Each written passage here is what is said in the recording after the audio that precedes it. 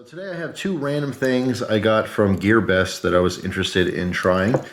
Both of these are super cheap. They're under $3. They're like $2 and change.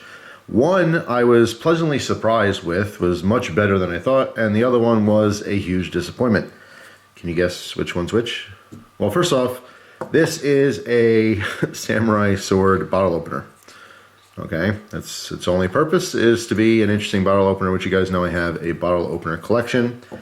And this is a permanent match or reusable match that is shaped like a rifle caliber.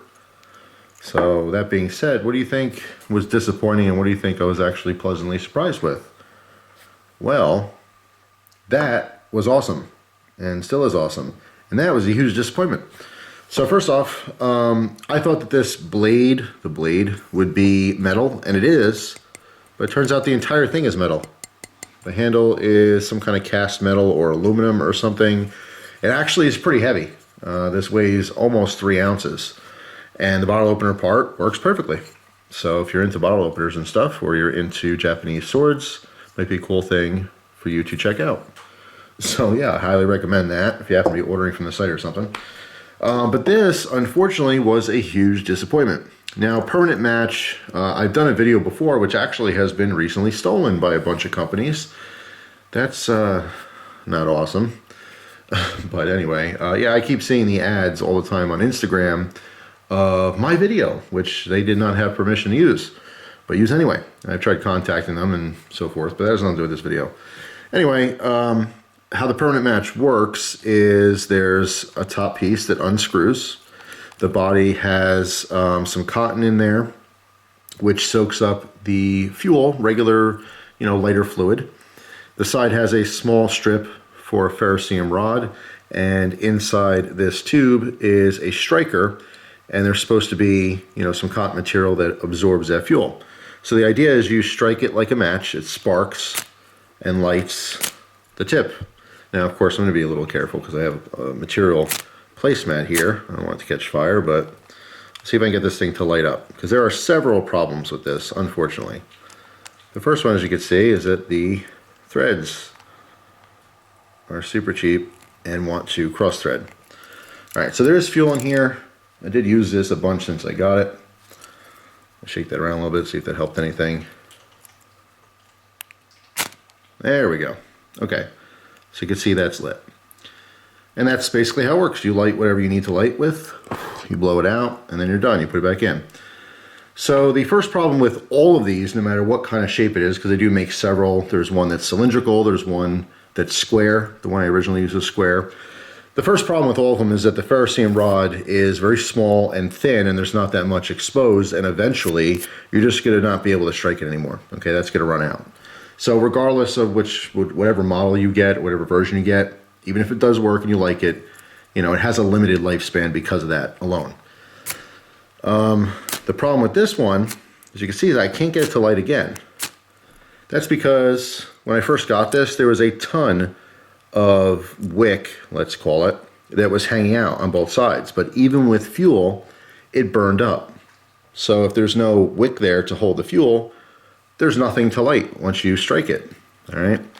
So that was the first problem that I had, was that stuff was burning up. And see, this is just not even going in again. The second problem I had is there's an O-ring on the bottom here, on the bottom of the threads. There was also an O-ring in there. The first O-ring that was on the case had torn the first time I opened it.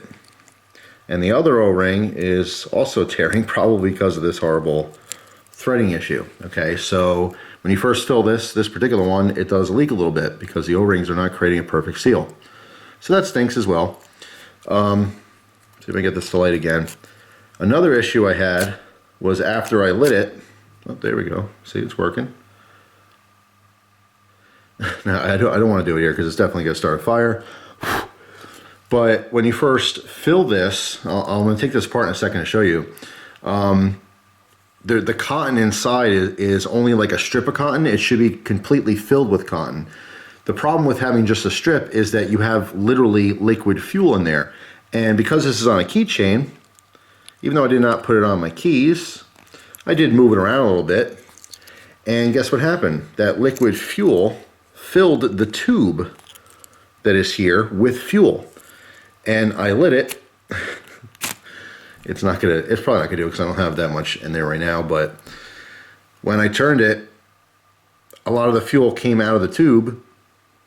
See, it's not even any cotton wick left there to actually keep that flame going.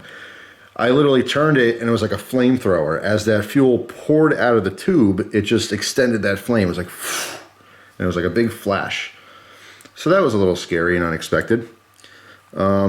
Also, I don't know why, I guess it's for filling purposes, but most of these designs, when you take out the little rod part or match part, you fill it right through there. This one actually opens up in the back as well, which is completely unnecessary. But this back portion unscrews for filling. And you can see that, you know, it's just a strip. It should be like packed in there. So, I mean, if you do end up getting one of these, or if you already have one, I would fill the rest of that with some rayon balls. Okay, rayon balls are just, it's imitation cotton. You can go to, you know, any pharmacy or whatever, anywhere makeup's sold for women, and get those. Or like maybe the bathroom section or something at the stores. So yeah, I would pack that completely tightly with the cotton so it holds that fuel and doesn't allow it to literally pour, in this case, into the tube, because that is quite dangerous. So yeah, I mean, it's a bigger area, you know, to fill it. Just unnecessary. Like I said, the little square ones, and you can get those. I don't know, Gearbest probably sells them. All those international sites probably sell them. I've seen them as low as like 47 cents each.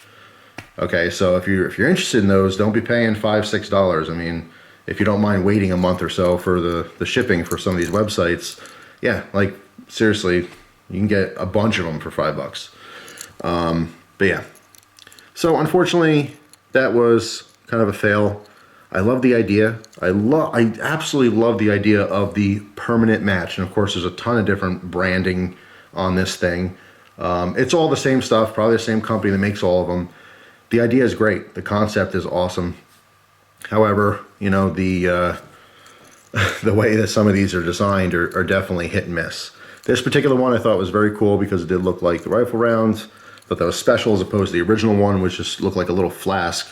It's kind of cumbersome being square like that if you did actually want to keep it on your keys or something. But yeah, just a huge disappointment. This particular one I can't actually use. To be honest, probably just give it to someone. But yeah, that's pretty much it. I know someone's gonna comment, hey, give it to me, I want it.